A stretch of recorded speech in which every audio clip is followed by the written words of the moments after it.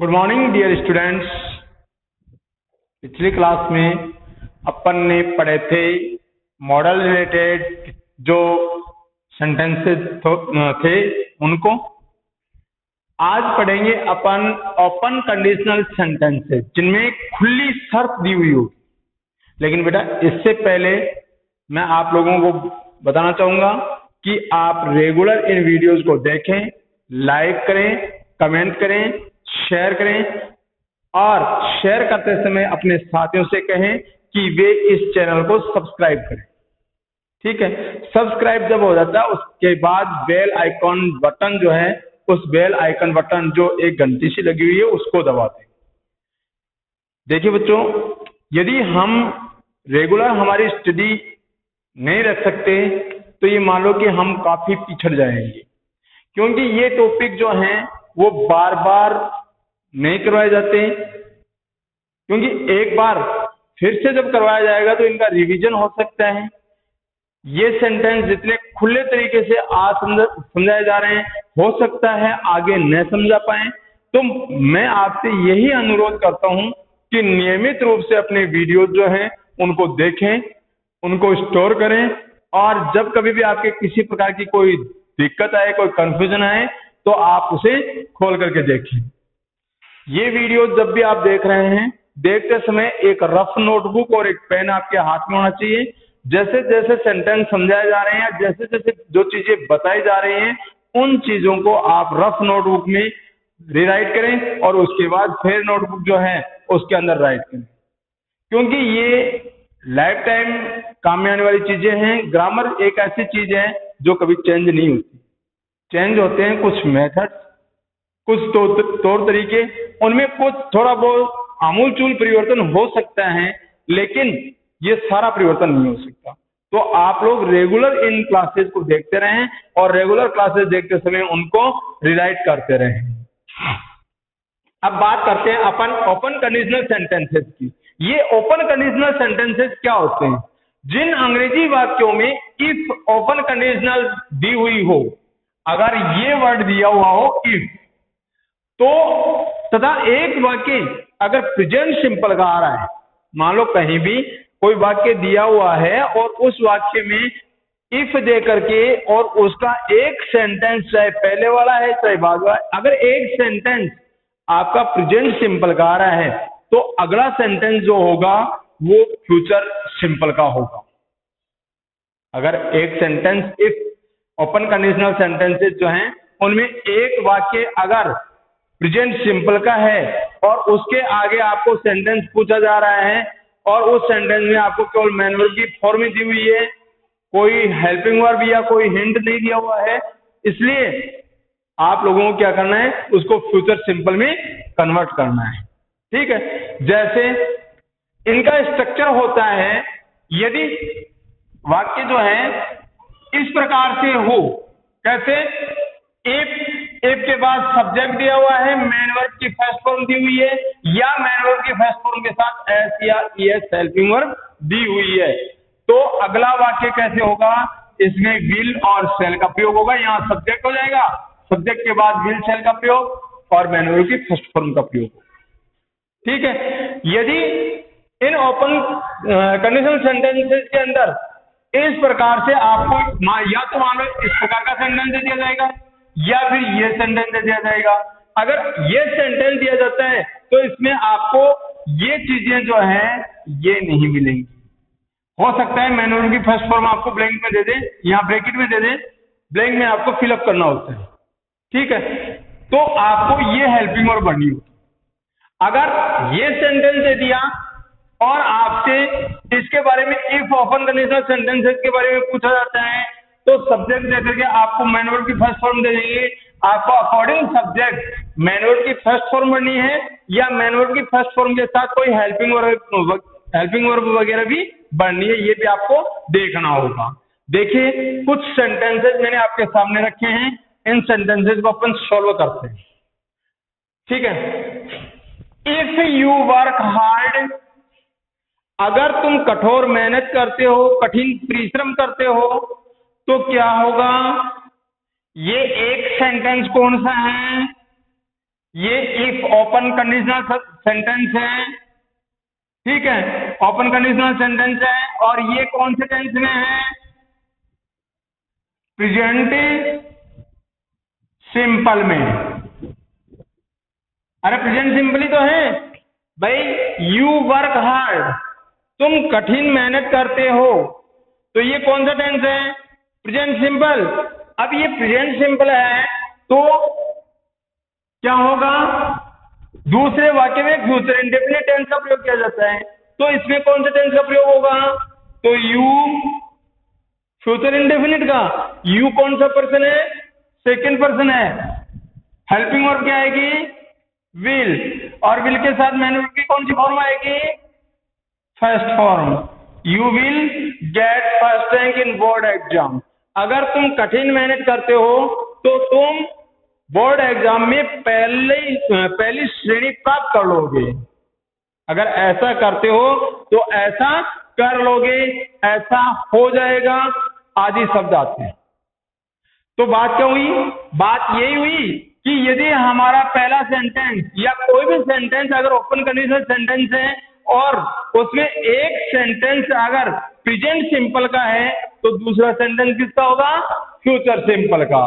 और present simple की पहचान करने के लिए या तो सब्जेक्ट प्लूरल होगा तो मैन वर्ब की फर्स्ट फॉर्म में आएगी, अगर सिंगुलर होगा तो मैन वर्ब की फर्स्ट फॉर्म के साथ एस या ईएस आएगा। ठीक है, नेगेटिव है तो डू डज नॉट का प्रयोग होगा। इसी तरह से अगले वाक्य को फ्यूचर सिंपल में चेंज करने के लिए अपन क्या करेंगे?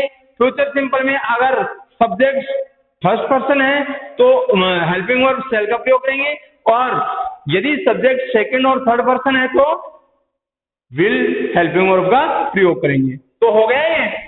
इफ यू वर्क हार्ड, इसका तात्पर्य ये होता है कि अगर तुम कठोर मेहनत करते हो, कठिन परिश्रम करते हो, तो you will get it first rank in board exam, तो तुम बोर्ड परीक्षा में पहली श्रेणी प्राप्त कर लोगे।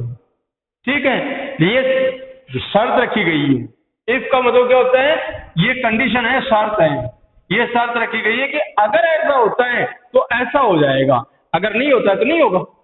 ठीक है, इसी तरह से इफ दे रन फास्ट, अगर वे तेज दौड़ते हैं, इफ दे रन फास्ट, अगर वे तेज दौड़ते हैं तो they will catch the train.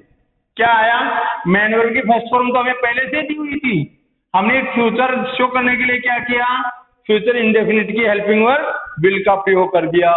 तो इफ दे रन फास्ट, अगर वे तेज दौड़ते हैं तो they will catch the train, वे रेलगाड़ी पकड़ लेंगे। अगला सेंटेंस है he win the match if he plays well. अब आप क्या करोगे? अब तक अपन ने क्या किया था?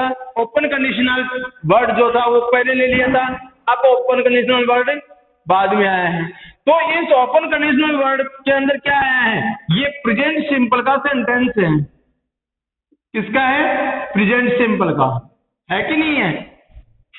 He plays cricket, he plays well, वह अच्छी तरह से खेलता है। अब यहां क्या हो गया कि वह अच्छा खेलता है, लेकिन ये इफ आ गया। इस इफ को शो करने के लिए हम क्या करेंगे? यहां शर्त रख दी गई है। इफ क्या कर दिया गया है? शर्त रख दी गई है। इफ ही प्लेज वेल, यदि वह अच्छे तरीके से खेलता है, शर्त क्या रह गई? कि अच्छे तरीके से खेलता है। यदि वह अच्छे तरीके से खेलता है तो he will win the match. क्या किया बेटा? यही किया। यहां जो हेल्पिंग वर्ब है वो फ्यूचर की लगा दी, मैन वर्ब की फर्स्ट फॉर्म लगा दी। कोई डाउट? ठीक है, इसी तरह से if he does not come here, ये आ गया नेगेटिव का। If he does not come here, अगर वह यहां नहीं आता है तो फिर क्या करेंगे? मत आने दो, ऐसा ही करेंगे। तो ऐसा करेंगे आई गो देयर। ये कौन से का है? प्रेजेंट सिंपल का। कौन से का है? प्रेजेंट सिंपल का। और हमें लिखना कौन सा है अब? Future simple. कौन सा लिखना है? Future simple. तो आई के साथ क्या लग जाएगा? शैल। क्यों? क्योंकि आई क्या है? फर्स्ट पर्सन है। आई शैल और मैन वर्ब की first form, I shall go there. अगर वह यहां नहीं आता है तो मैं वहां जाऊंगा, वह यहां नहीं आता है तो मैं वहां जाऊंगा। शी विल ज्वाइन ड्यूटी, वह ड्यूटी ज्वाइन कर लेगी, नौकरी ज्वाइन कर लेगी। If she for the interview. अब ये क्या आ गया? ये यहां फ्यूचर सिंपल आ गया। शी विल ज्वाइन ड्यूटी, वह ड्यूटी ज्वाइन कर लेगी। कब कर लेगी? इफ, यदि वह क्या करती है तो। सी कौन सा नंबर है? सिंगुलर नंबर है। सिंगुलर नंबर है, प्रेजेंट सिंपल में क्या करना है? इसके लिए मैन वर्ब की फर्स्ट फॉर्म के साथ हेल्पिंग वर्ब लगानी है। तो if she goes for the interview, अगर वह साक्षात्कार के लिए जाती है तो वह ड्यूटी ज्वाइन कर लेगी। ठीक है। इसी तरह से he will throw your luggage outside, वह तुम्हारा सामान बाहर फेंक देगा। He will throw your luggage outside, वह तुम्हारा सामान बाहर फेंक देगा। कब फेंक देगा? If you not pay the rent on time. अब ये कौन सा टेंस रह गया? यहां कौन सा आ गया? फ्यूचर आ गया। फ्यूचर आ गया तो रह गया कौन सा? Present simple. इफ यू, और यू कौन सा पर्सन है? कौन सा नंबर है? प्लूरल नंबर है। प्लूरल नंबर है तो इसके लिए क्या आ जाएगा भाई? प्रेजेंट सिंपल के नेगेटिव बनाने के लिए डू या डज नॉट का प्रयोग किया जाता है। तो यदि सिंगुलर नंबर होता है तो डज नॉट का प्रयोग होगा, और प्लूरल नंबर है तो डू नॉट का। If you do not pay the rent on time, अगर तुम समय पे किराया नहीं चुकाते हो तो वह तुम्हारा सामान बाहर फेंक देगा। ठीक है। और इसी तरह से if he not work the teacher will beat him. If he not work the teacher will beat him, अध्यापक उसकी पिटाई करेंगे। क्यों? ये फ्यूचर का आ गया। लिखना कौन से का है? प्रेजेंट सिंपल का। और प्रेजेंट सिंपल का कौन सा है? ये नेगेटिव है क्या? नोट का प्रयोग हो गया तो कौन सा है? नेगेटिव है। और नेगेटिव है तो क्या करेंगे अपन? नेगेटिव सेंटेंसेस के लिए अकॉर्डिंग सब्जेक्ट हेल्पिंग वर्ब लगाएंगे। और प्रेजेंट सिंपल में ही कौन सा नंबर है? सिंगुलर नंबर है तो he does not work. If he does not work, अगर वह काम नहीं करता है, the teacher will beat him, तो अध्यापक उसकी पिटाई करेंगे। ठीक है ना? अगर वह काम नहीं करता है तो अध्यापक उसकी पिटाई करेंगे। तो देखिए बेटा, ऐसे सेंटेंसेस जो ओपन कंडीशनल सेंटेंसेस हैं, एक बार फिर से देख लीजिए। इनके अंदर शर्त रखी जाती है। शर्त कौन से सेंटेंस में होती है? जो प्रेजेंट सिंपल का सेंटेंस होता है उसमें शर्त रखी जाती है। और आगे वाला सेंटेंस कौन से का होगा? फ्यूचर सिंपल का होगा। प्रेजेंट सिंपल, एक सेंटेंस प्रेजेंट सिंपल का और दूसरा फ्यूचर सिंपल का होगा, लेकिन इनके अंदर शर्त रखी जाएगी। यदि शर्त रख दी जाती है, उसके बाद सब्जेक्ट आ जाता है और मेन वर्ब ब्रैकेट में आ जाती है, तो आपको क्या करना है? हेल्पिंग वर्ब विल या सेल का प्रयोग करना है। यदि विल या सेल आ जाती है आपके पास, ठीक है, जैसे ये विल या सेल आ गया, ये विल या सेल आ जाती है, और ओपन कंडीशनल सेंटेंस के अंदर आपको मेन वर्ब की फर्स्ट फॉर्म में दी हुई है, तो आपको क्या करना है? उस मेन वर्ब की फर्स्ट फॉर्म के साथ कोई भी हेल्पिंग वर्ब लगानी है।